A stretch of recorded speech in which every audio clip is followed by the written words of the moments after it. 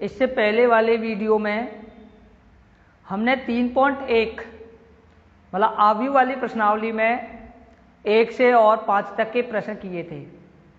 आज के वीडियो में हम आगे आने वाले इस पॉइंट 3.1 में आने वाले प्रश्नों को हल करेंगे। तो आज इन प्रश्नों को अपन समझेंगे, लेकिन आप इन प्रश्नों को देखने के बाद इनको जरूर हल करके देखें, क्योंकि क्लास 12वीं में हमें प्रश्नावली में जो सवाल दिए गए हैं उनके बारे में हम यहाँ पर आपको पढ़ा रहे हैं। तो आप इनको जरूर एक बार हल करें। इन वीडियो को एक बार दो बार देखने पर हम जब प्रश्न को समझते हैं तो हमारे प्रश्न अच्छी तरह समझ में भी आ सकते हैं। उसके बाद हम हल करेंगे तो हमारे बिल्कुल अच्छी तरह से हो जाएंगे। यदि आपको ये वीडियो अच्छा लगे तो आप शेयर करें, लाइक करें, कमेंट्स करें। तो देखिए, अब हम आगे के प्रश्न जो 3.1 में है, सबसे पहले हम जहां पर प्रश्न नंबर 6 पर चलते हैं। छठा प्रश्न हमें लिखा है कि एक 2 गुणा 3 क्रम का अवयव a बराबर aij ज्ञात कीजिए, जिसके अवयव aij बराबर 1/2 मापांक में 2i-3j है। तो देखिए, हमें यहां पर एक अवयव a ज्ञात करना है, जिस अवयव में हमें दे रखा है a बराबर aij,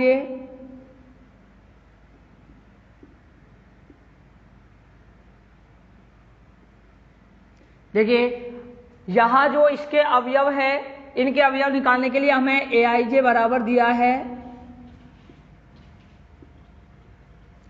1/2 मापांक में 2i-3j।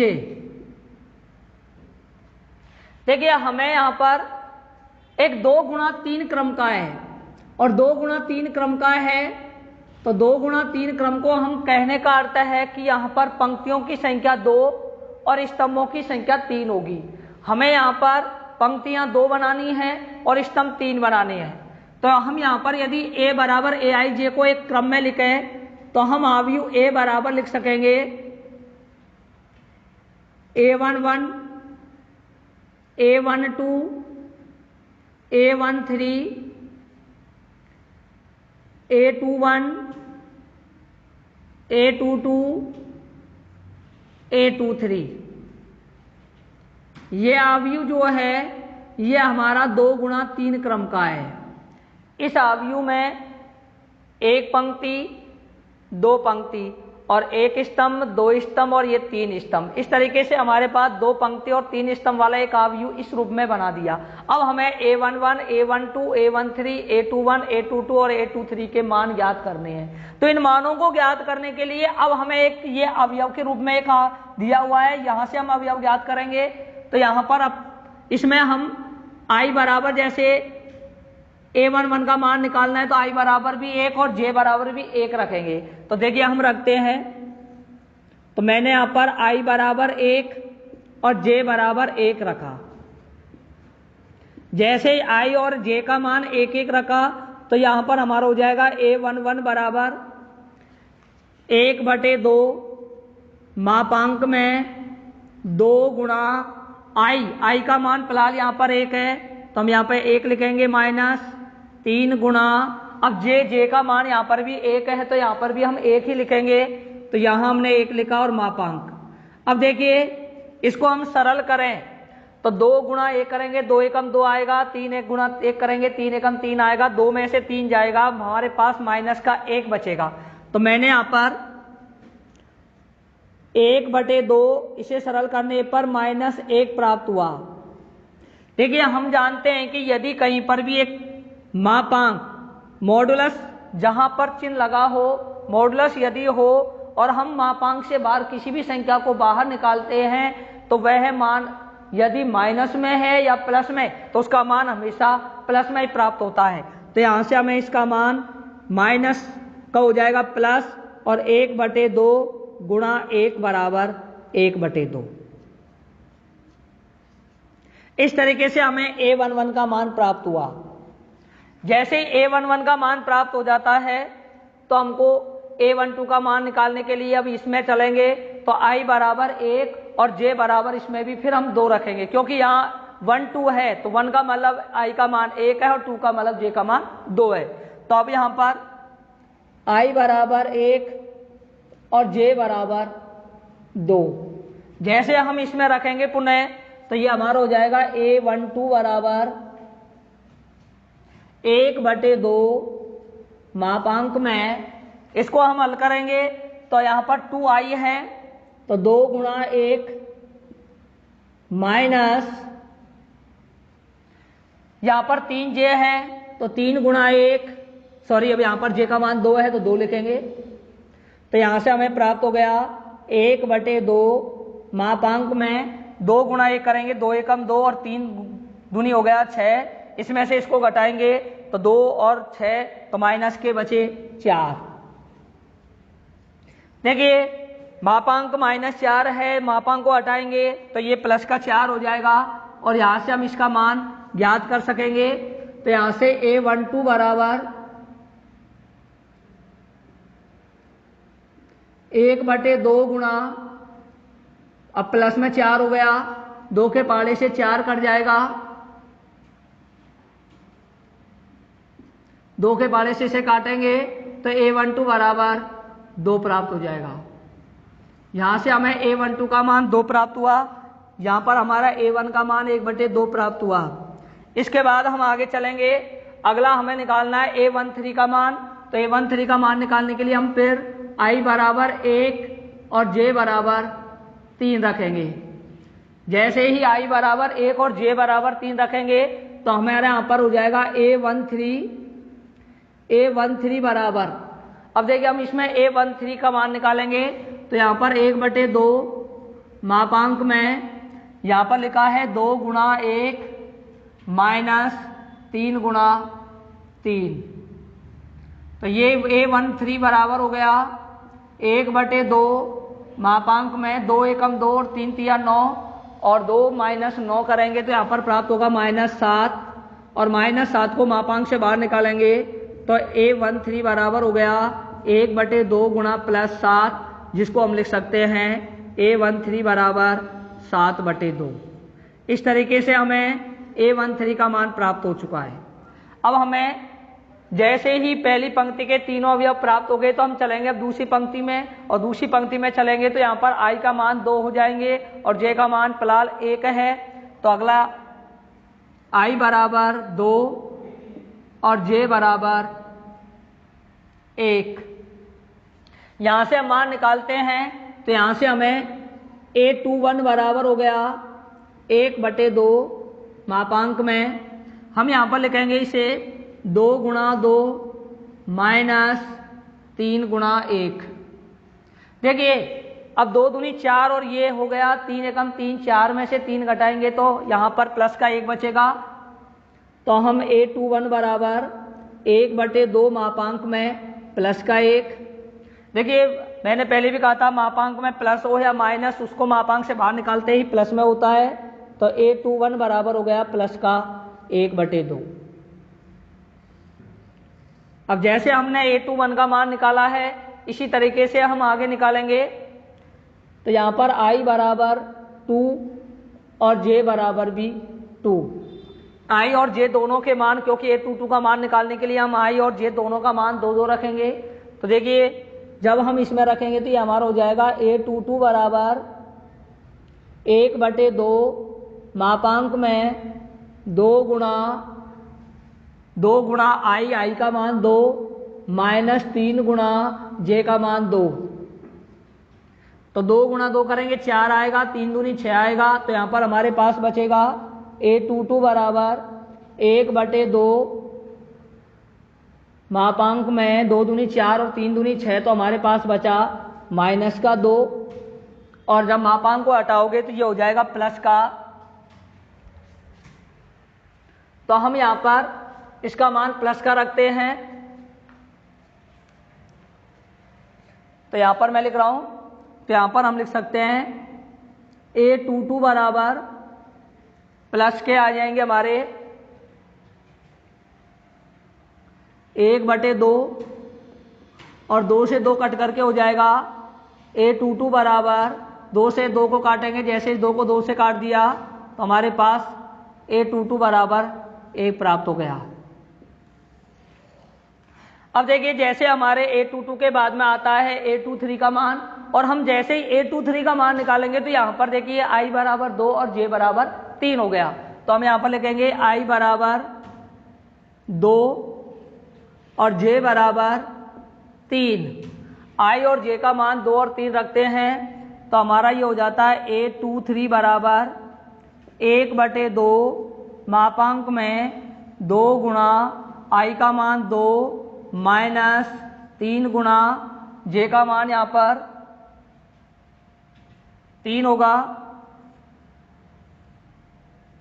तो ये हमारा हो गया 1/2 मापांक में 2 दूनी 4 और 3 तिया 9। तो यहाँ पर बच गए माइनस के, 4 में से 9 गए तो -5, मापांक से बाहर निकालेंगे तो 1/2 गुणा ये प्लस का 5 हो जाएगा। तो इस तरीके से हमें A23 बराबर प्राप्त हो गया 5/2। इस तरीके से हमें एक अवयव AIJ 2 गुणा 3 में हमें इस अवयव के अनुसार हमें इनके अवयवों के मान प्राप्त हुए। अब इन अवयवों को हम A11, A12, A13 इसमें रखेंगे, तो यहां से हम रखने पर हमें इस प्रकार से प्राप्त होगा।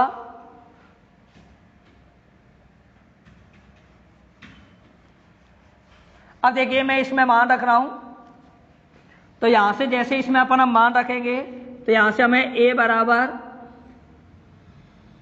A11 का मान अभी हमने निकाला था, तो A11 का मान हमें प्राप्त हुआ था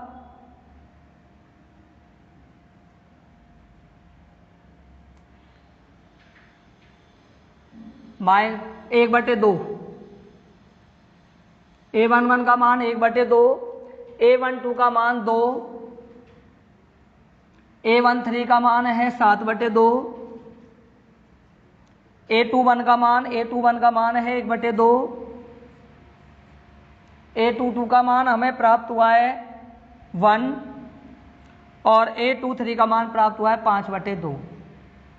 इस तरीके से ये हमारा अवयव 2 गुणा 3 क्रम का प्राप्त हुआ। तो ये हमारा अवयव एक 2 गुणा 3 क्रम का प्राप्त हो चुका है। इस तरीके से यदि एक अवयव 2 गुणा 3 क्रम का A बराबर AIJ ज्ञात करना हो, जिसके अवयव इस रूप में दिए जाएं, तो हम एक अवयव इस प्रकार से प्राप्त कर सकते हैं। तो ये हमारा जो प्रश्न नंबर 6 है उसको अपन इस तरीके से सरल कर सकेंगे।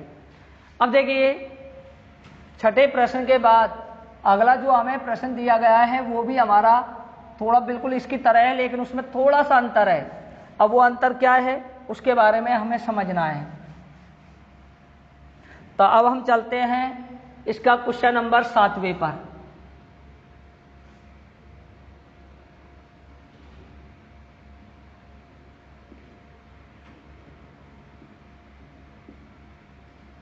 देखिए 7वें प्रश्न में हमें क्या लिखा है, अवयव में अवयव है A + B 2, 7, AB -3 और 4 बराबर दूसरे अवयव में 6, 2, 7, 8 -3, 4। यदि A हो तो A और B का मान ज्ञात कीजिए। हमें 2 अवयव दिए गए हैं। देखिए एक अवयव है हमारा A + B, जिसके अवयव एक अवयव A + B, दूसरा अवयव 2, तीसरा अवयव 7, चौथा अवयव AB, पांचवा अवयव -3 और छठा अवयव है 4। ये एक अवयव बराबर में दूसरा अवयव है वो बराबर में दिया हुआ है। उसके अंदर अवयव हैं 6, 2, 7, 8 -3 और 4। और हमसे ये कहा जा रहा है कि यदि यह अवयव इस अवयव के समान है तो यहाँ पर A, B जो लिखे हुए हैं इनके मान क्या होने चाहिए। ए और बी का मान कैसे ज्ञात किया जा सकता है? यदि हमारा एक अवयव दूसरे अवयव के समान होता है तो उसको हम कहते हैं समान अवयव। हमने पहले भी पढ़ा है परिभाषा में समान अवयव की। तो समान अवयव में हम जानते हैं कि एक अवयव यदि दूसरे अवयव के समान हो तो वे एक दूसरे के समान अवयव कहलाते हैं। तो यहाँ पर ये समान अवयव हैं, तब हमें ए और बी का मान निकालना है। तो यहाँ से ए और बी का मान ज्ञात करने के लिए अब हम इसे हल करें तो हम जानते हैं कि यदि एक अवयव दूसरे अवयव के समान है तो पहले अवयव के अवयव दूसरे अवयव के संगत अवयवों के समान होते हैं। तो इसका मतलब हुआ ये अवयव इस अवयव के बराबर है, ये वाला अवयव इसके बराबर है, ये वाला अवयव इस अवयव के बराबर है, या ए भी 8 के बराबर होगा, -3 के बराबर है, 4 के बराबर है। तो यहाँ से हम मान निकालने के लिए सबसे पहले ए प्लस बी पहला अवयव दूसरे अवयव के पहले अवयव के बराबर किया और इसे हमने मान लिया समीकरण नंबर 1।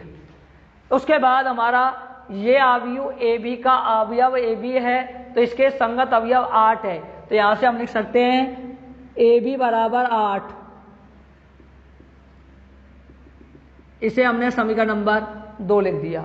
अब देखिए समीकरण 1 और समीकरण 2 में ए बी के मान ज्ञात करने के लिए ए बी चर के रूप में, तो हम क्या करेंगे अब समीकरण 1 से ए या बी का मान निकाल के समीकरण 2 में रखेंगे। तो मैंने समीकरण 1 से हल कर रहा हूं। तो समीकरण 1 से b बराबर, यदि हम b का मान निकालते हैं तो a का इधर पक्षांतर करेंगे और पक्षांतर करेंगे तो 6 माइनस a हो जाएगा। इसे मान लेंगे समीकरण नंबर 3। समीकरण 3 से b का मान समीकरण 2 में रखेंगे। तो मैं यहां पर लिख रहा हूं समीकरण 2 में समीकरण 3 से मान रखने पर, जैसे हम समीकरण 3 में समीकरण 2 से मान रखेंगे तो ये हमारा इस रूप में बन जाएगा a।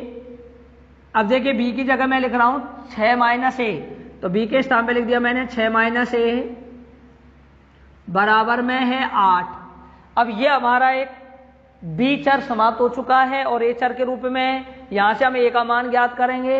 जैसे a का मान ज्ञात हो जाएगा तो हम समीकरण 3 में a का मान रख के b का मान ज्ञात कर सकेंगे। तो अब इसे हम सरल करते हैं तो ये हमारा हो जाएगा 6a माइनस a स्क्वायर बराबर 8।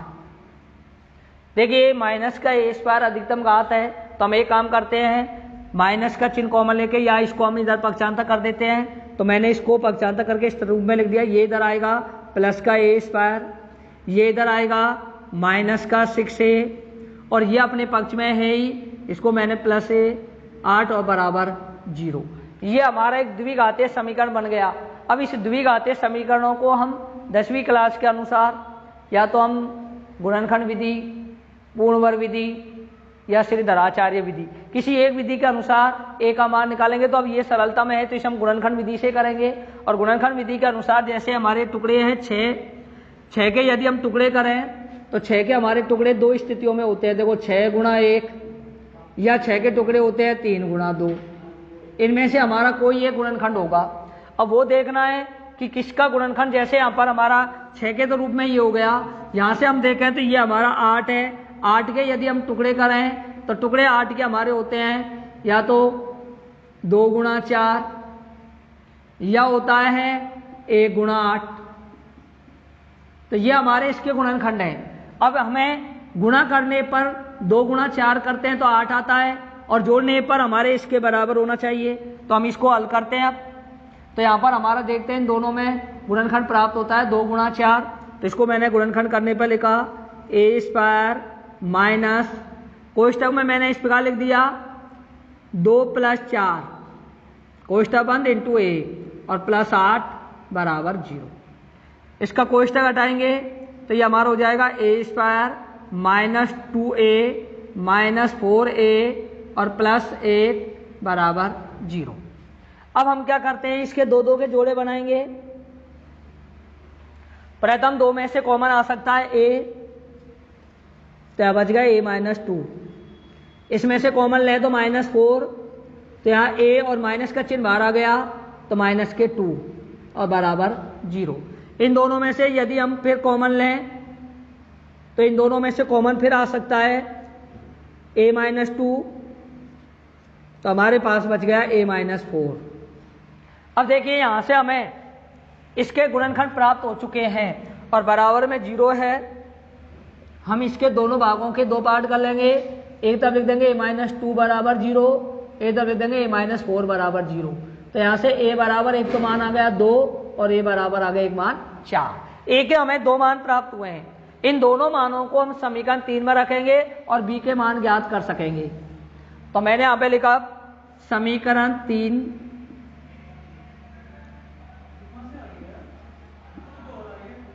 से, देखिए समीकरण 3 में हम पहले a बराबर 1, पहली स्थिति में जब a बराबर 2 रखते हैं तो हमें b बराबर प्राप्त होगा 6 माइनस 2 बराबर 4। यदि a का मान 2 है तो b का मान 4 होगा बेटा। अब आगे देखिए इसी तरीके से स्थिति नंबर 2 में, स्थिति नंबर 2 में हम यदि जब a बराबर 2 के स्थान पर 4 रखते हैं तो b बराबर प्राप्त होगा 6 माइनस 4 बराबर 2। तो कहने का मतलब है यदि a का मान 2 है तो b का मान 4, और यदि a का मान 4 है तो b का मान 2 होगा। ये स्थिति में हमारे a और b के 2 स्थितियों में प्राप्त होते हैं। या तो हमारा उत्तर होगा a बराबर 2 तो b बराबर 4, या यदि a बराबर 4 तो b बराबर 2। ये हमारे इस आव्यूह में a के उत्तर होंगे। इस तरीके से यदि हमें 2 आव्यूह समान दिए हुए हैं और उन आव्यूह के अवयवों में चर a और b दिया गया है तो हम उन आव्यूह से a और b के रूप में हम 2 चर वाले रैखिक समीकरणों का निर्माण करेंगे। रैखिक समीकरणों को प्रतिस्थापन द्वारा हल करेंगे और प्रतिस्थापन या विलोपन विधि के आधार पर हल करके a और b का मान ज्ञात कर सकेंगे। तो ये हमारा क्वेश्चन नंबर 7वां जो दिया गया है उसको हम इस तरीके से हल कर सकेंगे। देखिए 7वें प्रश्न के बाद अब इसी तरीके का हमारा है 8वां क्वेश्चन। 8वां क्वेश्चन में भी इसी तरीके से दिया गया है बिल्कुल, परंतु इसमें हमको 2 चर, उसमें तो a और b थे, इसमें हमें 4 चर निकलवा रहा है a, x, y, z और p। जैसे क्वेश्चन देखिए हमें किताब में दे रखा है एक आव्यूह जिसके अवयव हैं 2x 3x plus Y minus X plus Z 3y minus 2 बराबर 4 5 माइनस 4 3। ये आव्यूह के अवयव बराबर इस आव्यूह के संगत अवयव के हैं। तो x, y, z और इस p का मान ज्ञात कीजिए। तो देखिए इनका मान ज्ञात करने के लिए अब हम चलते हैं 8वें क्वेश्चन पर।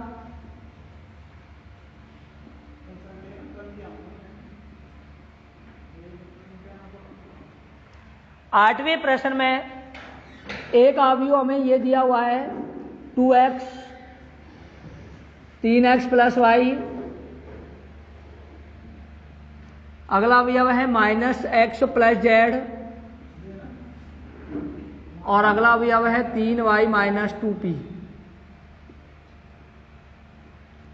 इस आव्यूह के बराबर आव्यूह दिया गया है हमें सवाल में, वो आव्यूह हमारा है 4 5 माइनस 4 माइनस 3। ये हमारे 2 आव्यूह एक दूसरे के समान है और तब हमसे कह रहा है x के, y के, z के और इन p के मान क्या होंगे। इनके मान हमें ज्ञात करने हैं। तो इनका मान ज्ञात करने के लिए अपन जानते हैं कि जब एक आव्यूह दूसरे आव्यूह के समान हो तो वह एक समान आव्यूह कहलाता है, और समान आव्यूह में पहले आव्यूह के अवयव दूसरे आव्यूह के संगत अवयवों के समान होते हैं। तब हम यहाँ पर लिख सकते हैं 2x बराबर 4 के, तो यहाँ से हम x का मान निकाल सकते हैं। x बराबर 4/2 कट करके x बराबर आ जाएगा 2। तो यहां से हमें x का मान तो ज्ञात हो चुका है 2। अगला है 3x प्लस वाई बराबर 5। तो हम क्या करेंगे, पुनः 3x प्लस वाई बराबर 5। तब हम कह सकते हैं कि यदि x का मान यहाँ से रख दिया जाए, x बराबर 2 रखने पर, इसमें हम जैसे x का मान रखेंगे तो हमारा ये हो जाएगा 3 गुणा 2 प्लस वाई बराबर 5। और यहाँ से इसे सरल करेंगे तो 3 दूनी 6 का पक्षांतर कर देते हैं, तो y बराबर हो जाएगा 5 माइनस 6, तो y बराबर आ जाएगा -1। इस तरीके से हमें x और y के 2 के मान तो प्राप्त हो चुके हैं। अब हमें z का मान निकालना है, तो z का मान निकालने के लिए इस अवयव की इस अवयव से तुलना करेंगे। तो मैंने यहाँ पर फिर पुनः -x प्लस z बराबर लिखा -4। देखिए अब यहाँ पर हमारे पास x का मान यहाँ से रखते हैं, तो इसको हम लिख सकते हैं -2 प्लस z बराबर -4। अब देखिए जैसे -2 दूसरे पक्ष में पक्षांतर होगा तो माइनस से क्या हो जाएगा प्लस में, और जैसे प्लस में होगा तो पक्षांतर कहलाएगा। और z बराबर हम कर सकेंगे -4 प्लस 2, तो z बराबर आ गया -2। इस तरीके से हमारे पास x, y और z के मान तो ज्ञात हो चुके हैं। अब x, y और z के मान ज्ञात होने के बाद हमको निकालना है और p का मान, और p का मान ज्ञात करने के लिए अब हम अगला अवयव जो चौथा है उसकी चौथे अवयव से तुलना करते हैं। तो हम यहाँ पर पुनः एक बार फिर हल करते हैं, तो फिर लिखेंगे हम 3y माइनस 2p बराबर में -3। अब इसके अंदर हमको y का मान रखना है, और y का मान हमारे पास -1 है, तो हम यहाँ पे लिख देते हैं y बराबर -1 रखने पर जैसे हमने y का मान -1 रखा तो यहाँ से हमें प्राप्त हुआ 3 गुणा -1 -2p बराबर -3। अब देखिए p का मान ज्ञात करना है तो हम इसे सरल करेंगे, इसको इससे गुणा किया -3 -2p बराबर -3। अब देखिए हम यहाँ से मान निकालने के लिए इसका इधर पक्षांतर करेंगे। जैसे हम इसका इधर पक्षांतर करेंगे तो ये -2p बराबर -3, और ये इधर आएगा प्लस का 3। 3 से 3 कट के तो हमें प्राप्त हो जाएगा -2 बराबर p बराबर 0, तो p बराबर हमें 0 प्राप्त हो जाएगा। इस तरीके से हम यहाँ पर इसे सरल करते हैं तो हमें यहाँ से p का मान 0 प्राप्त होता है। तो अब हम कह सकते हैं आते हैं x बराबर 2, y बराबर -1, z बराबर -2 और p बराबर 0। ये इसके आंसर होंगे। इस तरीके से हम x, y, z और p के मान ज्ञात कर सकते हैं। अब हम अगर हमारा कहीं पर ये शक हो कि हमारा उत्तर सही है या गलत, तो आप लोग इसमें x, y, z के मान रख करके आप इसकी इससे तुलना करके देख लीजिए। अगर इसके अवयवों के मान इसके अवयवों के समान हो जाते हैं तो हमारा उत्तर सही है, और अगर हमारी कहीं पर गलती हो जाए तो आप लोग पुनः सुधार कर सकते हैं। तो देखिए जैसे 2 गुणा यहाँ पर x है, x का मान 2 रखा, 2 दूनी 4, तो अपना अवयव 4 आ रहा है, तो हमारा 4 हो गया।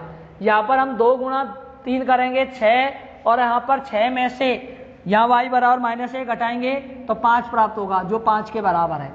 यहाँ पर देखें -x प्लस z, -x मतलब -2 और z का मान है -2, तो -2 में -2 जोड़ेंगे तो -4, जो कि इसके बराबर है। इधर हम देखें 3y -2p, तो 3 गुणा -1 करेंगे -3 होगा, और 2 गुणा 0 करेंगे 0 हो जाएगा, तो यह -3 के बराबर है। इसका मतलब हमारे x, y, z के और p के सबके मान इसी प्रकार से प्राप्त होते हैं। तो ये हमारा क्वेश्चन नंबर जो 8वां था उसको हम इस तरीके से सॉल्व कर सकेंगे। अब 8वें प्रश्न के बाद इस प्रश्नावली का एक आखिरी प्रश्न और है इस पॉइंट का, क्वेश्चन नंबर 9। और उसके बाद हमारी ये पॉइंट समाप्त होगी। अब देखिए 9वां प्रश्न में क्या है। 9वें प्रश्न भी हमारा इसकी तरह ही दिया हुआ है थोड़ा, लेकिन इसमें कहा जा रहा है ए बी और व सी के किन मानों के लिए आव्यूह ए और बी समान आव्यूह हैं। जहां ए बराबर ये दिया हुआ है, बी बराबर ये दिया हुआ है, तो हमसे कह रहा है यदि ए आव्यूह बी आव्यूह के बराबर किया जाए तो ए बी सी का मान क्या होगा। और यदि हमें ए बी सी का मान दिया होते तो हम कैसे जांच करते। तो अब यहाँ पर हमें दो अलग अलग आव्यूह दिए गए हैं और हमें ये जांच करके बतानी है कि आव्यूह ए और आव्यूह बी, यहाँ ए और बी के ऐसे क्या मान रखे जाए कि ये आपस में बराबर हो जाए। तो यहाँ से मान निकालने के लिए देखिए हमें एक आव्यूह, तो मैंने यहाँ पे लिख दिया माना कि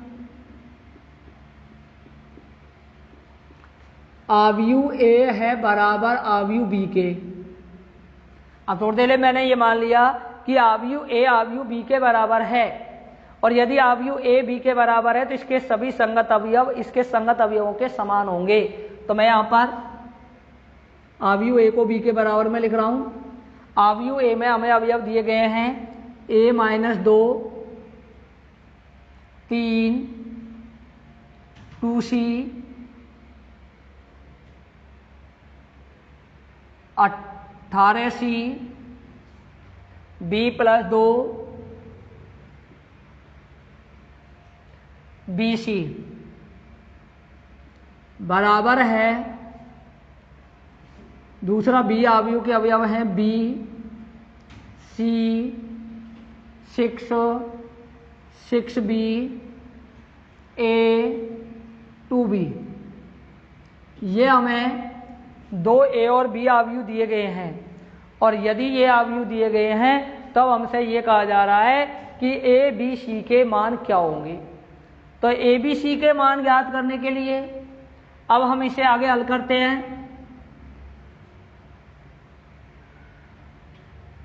सबसे पहले हम ये देखते हैं कि a - 2 b के बराबर, 3 c के बराबर, 2c बराबर 6, 18c बराबर 6b, b + 2 बराबर a के और bc × b के। तो हम एक काम करते हैं, चाहे तो हम सबसे पहले c का मान निकाल लेते हैं। यहाँ पर मैं सबसे पहले 3 बराबर इसके संगत ये वाला अवयव है, अवयव का अवयव, तो c का मान हमें यहाँ से ज्ञात हो चुका है। c बराबर 3 प्राप्त हो गया। अब c का मान ज्ञात हो गया तो हम आसानी से अब a का या b का मान निकालेंगे। a और b में से किसी एक का मान निकालने के लिए अब हम सबसे पहले चलते हैं इस वाले अवयव पर। यहाँ से या इस अवयव से हम या इस वाले अवयव से हम b का मान ज्ञात कर सकते हैं। तो मैंने यहाँ से 18c बराबर 6b लिखा और c का मान रख के हम b का मान ज्ञात कर लेंगे। तो मैंने यहाँ पर पुनः 18c बराबर 6b, c का मान 3 रखने पर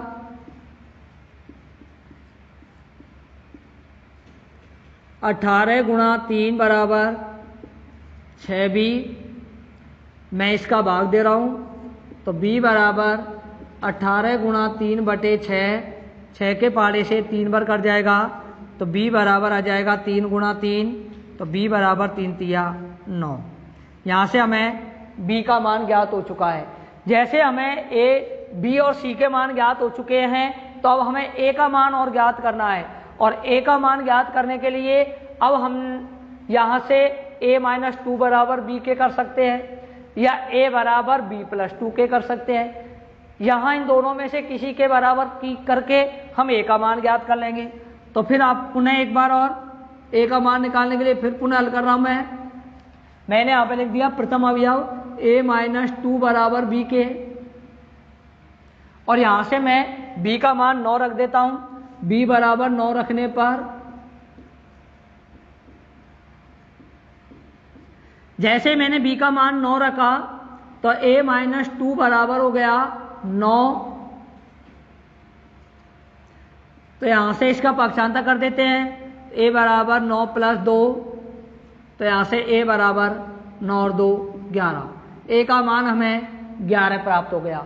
इस तरीके से हम ABC का मान ज्ञात कर चुके हैं, इस तरीके से हम ABC का मान प्राप्त कर चुके हैं। अब ये और जांच करके बताना है हमें कि यदि ABC के ये मान हैं तो क्या हमारा आव्यूह A आव्यूह B के बराबर है कि हम मान के चले थे, हमें यहाँ पर समान आव्यूह अगर स्थिति में लेके चलते हैं तब हम ये मान प्राप्त कर चुके हैं। तो हम यदि यहाँ से रखना चाहें तो आप रख सकते हैं A के स्थान पर, B के स्थान पर, C के स्थान पर, इसमें भी A B C के स्थान पर रख के और हम ये जांच कर सकते हैं कि हमारा A आव्यूह B आव्यूह के बराबर किस स्थिति में है। यदि ये के मान रख दिए जाते हैं तो हमारा आव्यूह A आव्यूह B के बराबर होगा। तो इस तरीके से हम ABC का मान ज्ञात कर चुके हैं। अब हमारी 3.1 प्रश्नमाला इस प्रश्न के साथ समाप्त होती है। इसके कुछ उदाहरण भी हैं,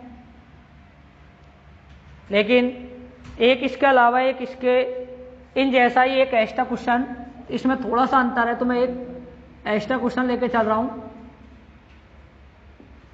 एक क्वेश्चन जैसे मैंने यहाँ पे ये दे रखा है, यदि दो आव्यूह में अवयव है x z y t plus यहाँ पे लिखा है 3 - 3 0 6 बराबर में लिखा है 3 आव्यूह का अंदर अवयव है 3 5 4 6, तो हमें x y z और t के मान ज्ञात करके बताने। जैसे अभी हमने ज्ञात किया उनकी तरह ही इसमें करना है, उसकी तरह ही है, लेकिन इसमें अपन को यहाँ दो अवयव योग में भी दे रखे हैं। यदि एक आव्यूह के साथ दूसरा अवयव योग में दे दिया जाए तो हम थोड़ा सा इनसे हटके थोड़ा सा बन गया, इसलिए मैंने एक सवाल लिखा है ये, यदि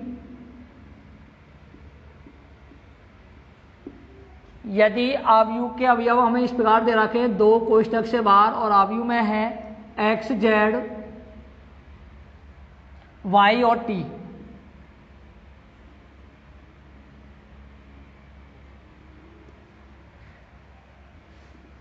प्लस अगला अवयव है 3 - 3 0 6 बराबर दे रखा है हमको 3 आव्यूह के अंदर अवयव है 3 5 4 6। ये प्रश्न है। अब हमें इन प्रश्नों के अनुसार x y z और t इन चारों के मान हमें ज्ञात करने हैं। तो इन चारों के मान ज्ञात करने के लिए हमें एक आव्यूह दूसरे आव्यूह के यहाँ योग है और उसके बराबर में इसके आगे ये 3 से गुणा भी है। देखो, जब कभी भी यदि एक आव्यूह दूसरे आव्यूह के योग में हो, जैसे मैं यहाँ पे लिख रहा हूँ कि एक आव्यूह जिसका अवयव x है प्लस में दूसरा आव्यूह जिसका अवयव y है, जब एक आव्यूह दूसरे आव्यूह में जोड़ते हैं तो इनका आव्यूह का आपस में इस प्रकार जोड़ करके अपन एक आव्यूह का योग प्राप्त करते हैं। ये भी ध्यान रखें, वैसे अगले पॉइंट में हम इस योग के बारे में भी पढ़ेंगे कि योग संक्रियाएं और व्यवकलन संक्रियाएं, गुणन संक्रियाएं क्या होती हैं, लेकिन फिलहाल एक सवाल आज दे दिया है तो मैंने आपको इसके बारे में थोड़ा सा बताया कि इस प्रकार हम इनको जोड़ सकेंगे।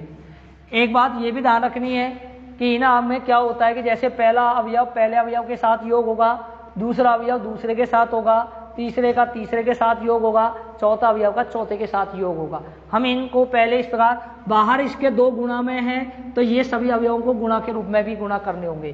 तो मैं पहले इसको गुणा भी कर रहा हूँ और योग भी कर रहा हूँ। तो इस स्टेप में लिखा 2x, इसको मैं जोड़ रहा हूँ पहले को तो 3, जैसे ही z को इसमें जोड़ेंगे इससे गुणा करके मैं लिख रहा हूँ तो ये हो गया 2z, इसको जब इसमें जोड़ेंगे तो ये हमारा हो जाएगा -3, क्योंकि ये माइनस का है तो यहाँ माइनस का चिन्ह लग जाएगा। इसके बाद इसको इससे गुणा करेंगे 2y और इसको जब ऐसे ही संगत के साथ जोड़ेंगे तो 2y + 0। इसके बाद इसको पहले 2 से गुणा करेंगे तो ये हो जाएगा 2t और इसको इसमें जोड़ेंगे तो प्लस का 6 और बराबर में है, इसको इससे गुणा कर रहा हूँ मैं 9 15 12 और 18। इस तरीके से हमारा ये जोड़ करके और उसके आगे कोई संख्या गुणा में हो तो गुणा कर देंगे। अब हम को प्रश्न में ये कहा जा रहा है कि पहला अवयव दूसरे अवयव के समान है तो इनके अवयव भी समान होंगे और संगत अवयव समान है तब ऐसी स्थिति में हम x y z के मान ज्ञात करेंगे। तो देखिए पहले मैं 2x प्लस 3 को 9 के बराबर कर रहा हूं। यहां से x का मान निकालेंगे तो अचर एक तरफ जिसका पक्षांतर करेंगे।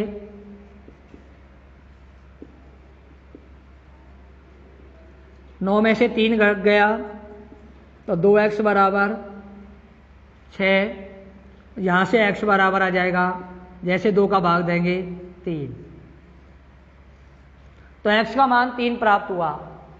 अब हम ऐसे ही इसको इसके बराबर करते हैं।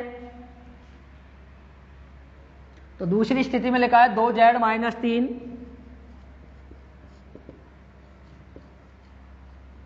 बराबर में इसका संगत 15 होगा। इसका हम पक्षांतर करेंगे तो माइनस का इधर आते प्लस का हो जाएगा। तो ये अगला स्टेप हो जाएगा 2z बराबर 15 प्लस 3, 15 में 3 जोड़ेंगे तो 2z बराबर 18। यहाँ से z का मान निकालेंगे तो z बराबर 18/2 और 2 के पाले से कट के z बराबर आ गया 9। यहाँ से हमें z का मान प्राप्त हो चुका है। x और z के मान ज्ञात होने के बाद हमें ज्ञात करना है y का मान, और y का मान ज्ञात करने के लिए इसका संगत ये होगा। तो यहाँ पर पुनः फिर 2y प्लस 0 बराबर 12 के, तो यहाँ से 2y बराबर 0 है, 0 का कोई अर्थ नहीं होता है, बराबर 12 किया तो y बराबर 12/2, तो y बराबर 6। इस तरीके से हमें y के मान प्राप्त होते हैं। अब आते हैं अगले पर।